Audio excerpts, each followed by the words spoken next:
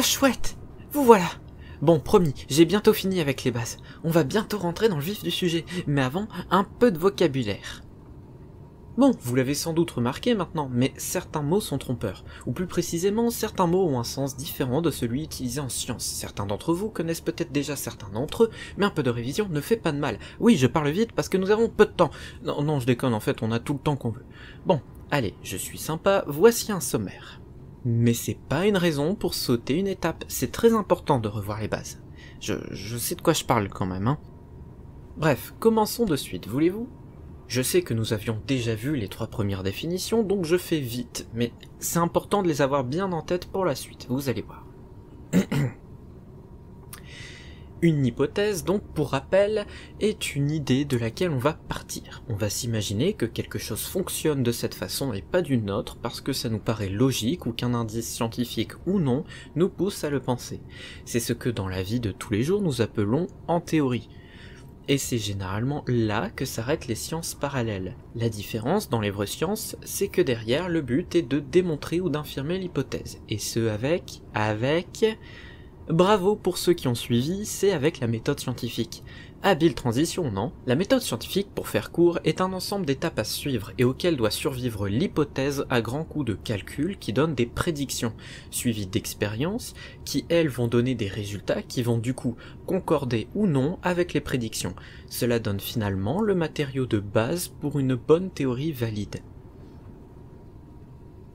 Une théorie en science, qu'elle soit passée ou non par la méthode scientifique, est un cadre mathématique ou non qui sert à décrire notre univers, en collant le plus possible à la réalité. Le problème avec ce mot, c'est qu'à proprement parler, c'est tout. Sauf que les scientifiques eux-mêmes, dans un abus de langage, vont souvent confondre une théorie et une théorie que je qualifierais de validée. Bref, un consensus. Un consensus donc, décidément j'assure sur mes transitions aujourd'hui.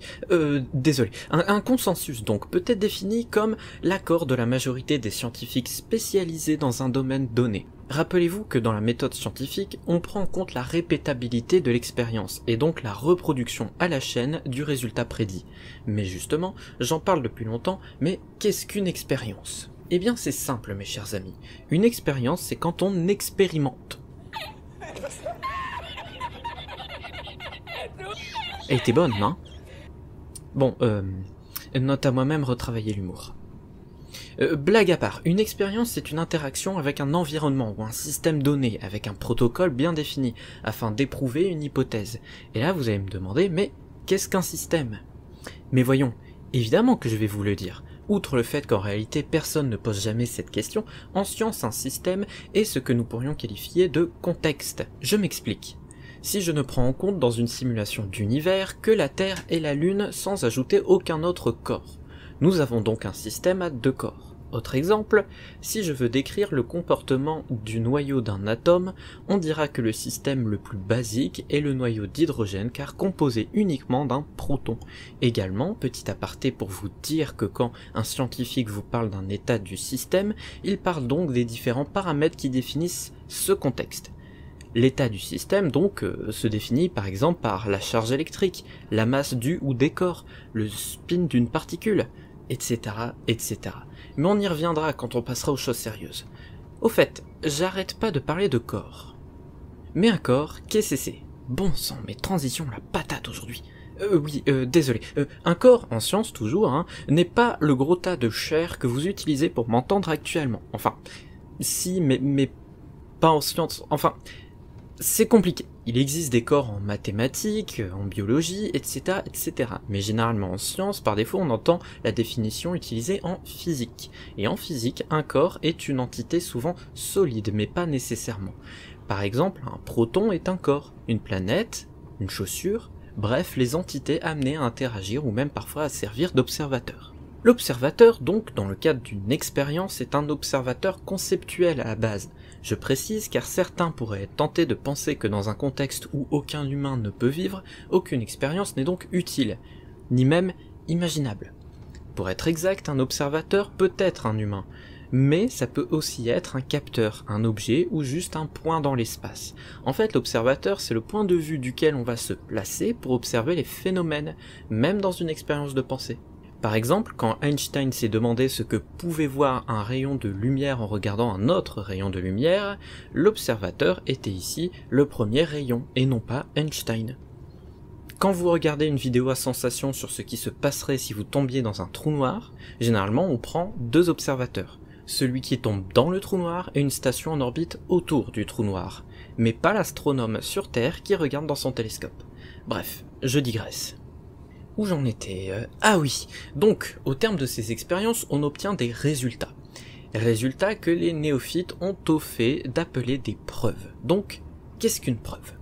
Dans notre langage à nous, une preuve est bien souvent un truc absolu et irréfutable qui vient empêcher qu'on puisse contredire ce que ça prouve. Or, il faut se rappeler une chose dont on a déjà parlé. On ne peut pas, en ce sens, prouver une théorie scientifique. Aurélien Barraud nous l'avait dit dans son cours sur l'univers. Et c'est à ce stade de la vidéo que je suis embêté, car contrairement aux précédentes définitions, pour celle-ci, d'un livre à l'autre que j'ai pu lire, il semble y avoir de légers désaccords entre scientifiques. Donc je vais tenter de faire une synthèse de ce que j'ai lu à droite, à gauche, sachant que dans le fond, tous les scientifiques disent la même chose, mais personne ne semble s'accorder sur la légitimité du mot preuve.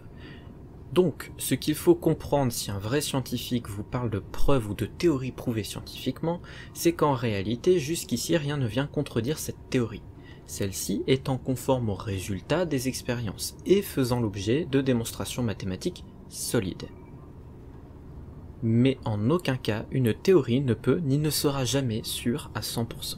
Une démonstration, je viens d'en parler.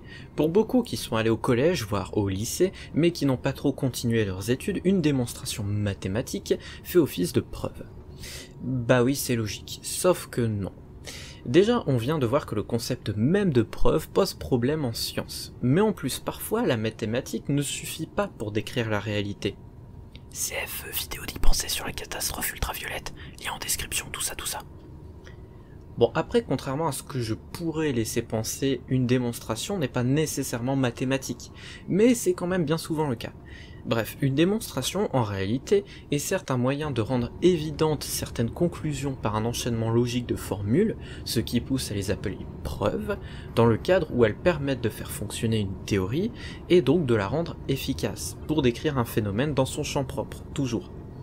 Mais, encore une fois, cela ne veut pas dire que la théorie est forcément vraie. Ça veut juste dire qu'elle fonctionne pour aujourd'hui. Les démonstrations sont d'ailleurs logiquement issues du formalisme employé par la théorie.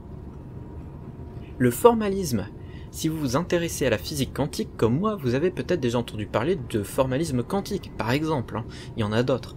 Mais qu'est-ce qu'un formalisme ? En science, un formalisme est, pour faire simple, très simple même, un système mathématique spécialisé pour un champ d'études qui s'appuie sur un langage spécifique. Autrement dit, et pour parler dans un langage pseudo-informatique, chaque champ d'études possède sa propre matrice, son propre code de base pour constituer sa mathématique. Autrement dit, il possède son ordi perso, quoi. Enfin bref, vous avez compris. Et pour finir, vous l'attendiez tous, mesdames et messieurs, une définition que personne ne demande jamais. Un mot que l'on emploie pourtant depuis le début de cette chaîne. Il est même dans le titre. Oui, je parle bel et bien de la science en tant que telle. C'est vrai, quoi. Il y a des débats virulents pour savoir si la psychologie, la sociologie ou même l'homéopathie sont des vraies sciences, mais personne ne prend le temps de dire ce qu'est la science. Donc comment voulez-vous qu'on sache de quoi on parle ? Comment voulez-vous que Jean-Kévin puisse ne pas dire n'importe quoi ? Eh bien, vous savez quoi ? Juste pour la tension dramatique, je vais couper ici. Je vous propose néanmoins un petit jeu. Sans tricher, sans aller voir ce qu'il en est, je veux voir dans les commentaires de cette vidéo votre définition perso de la science ou d'une science. On se retrouve la prochaine fois pour une partie 2, car il nous reste quelques notions à aborder, et j'en profiterai pour vous dire ce qu'il en est vraiment. En attendant, prenez soin de vous et à bientôt dans Parlons Science.